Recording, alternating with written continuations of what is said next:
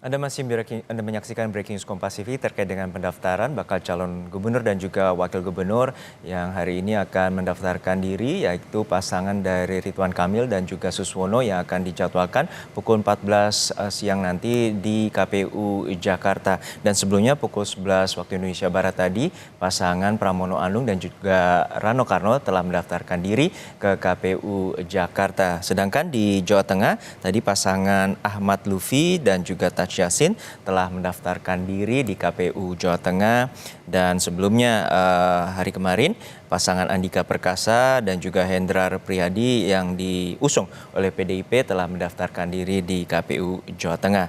Sedangkan hari ini juga di KPU Jawa Timur, pasangan Khofifah Indar Parawansa Emil Dardak juga telah mendaftarkan diri sebagai bakal cagup dan bacawagub di KPU Jawa Timur. Kami masih terhubung dengan pengamat politik Lingkar Madani, Mas Rey Rengkuti. Mas Rey, untuk Jakarta sendiri ini secara matematis pasangan dari RK dan juga Suswono ini mendapatkan mesin partai yang sangat banyak dari Koalisi Indonesia Maju Plus atau KIM Plus. Sedangkan PDIP sendirian dalam tanda petik mengusung pasangan dari Pramono Anung dan Rano Karno. Seperti apa Anda melihat kontestasi terutama mesin partai yang bergerak? Kalau tadi kita segmen sebelumnya berbicara terkait dengan figur, saat ini bagaimana mesin parpol dapat bergerak untuk kontestasi Pilkada Jakarta? Kalau belajar dari dua pilkada sebelumnya ya, gitu, pilkada 2012 dan 2017, Jakarta memberi semacam pelajaran kepada kita bahwa yang paling penting di Jakarta itu bukanlah banyak sedikitnya dukungan partai politik gitu.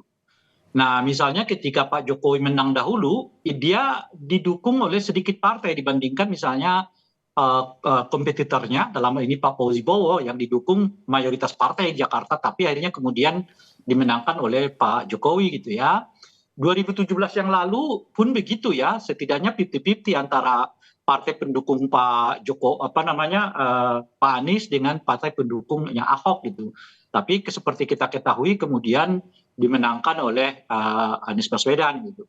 Nah, jadi kalau belajar dari situ sih sebetulnya Jakarta itu pemilihnya itu bukan tergantung kepada banyaknya partai atau kedekatan dengan partai, tapi umumnya adalah mereka yang memiliki catatan cukup baik, alias pemilihnya relatif cukup rasional menurut saya berbanding dengan daerah-daerah lain.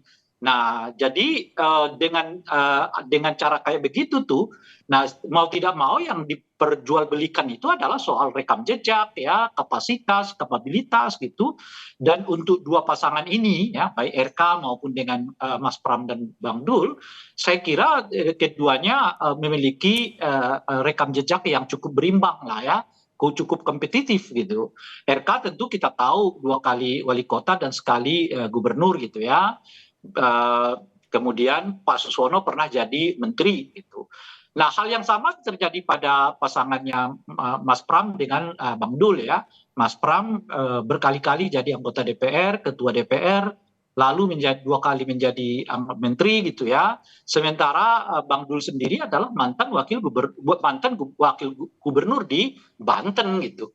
Jadi dari segi kapasitas, kapabilitas dan juga rekam jejak gitu ya, saya kira kedua-duanya ya seimbang lah ya, 50-50 gitu. Artinya pengalaman pemerintahannya kedua-duanya itu berimbang gitu. Nah, oleh karena itu mungkin di Jakarta ini sekarang yang menjadi titik tekan keunggulannya bukan lagi pada soal kapasitas, kapabilitas macam-macam itu, tetapi pada nuansa politik, ya itu satu. Yang kedua adalah kedekatan-kedekatan yang bersifat personal gitu ya. Nah, yang ketiga tentu saja program-program yang mungkin dijanjikan kepada masyarakat. Nah, kalau berbicara pada wilayah ini gitu, nah di situ saya sebut itu pasangan Mas Pram dengan Bang Dul ini boleh jadi masih lebih kuat gitu.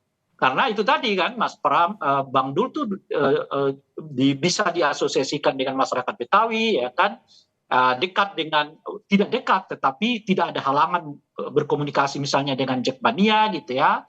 dan juga tidak ada halangan untuk berkomunikasi dengan kelompok-kelompok Islam gitu ya.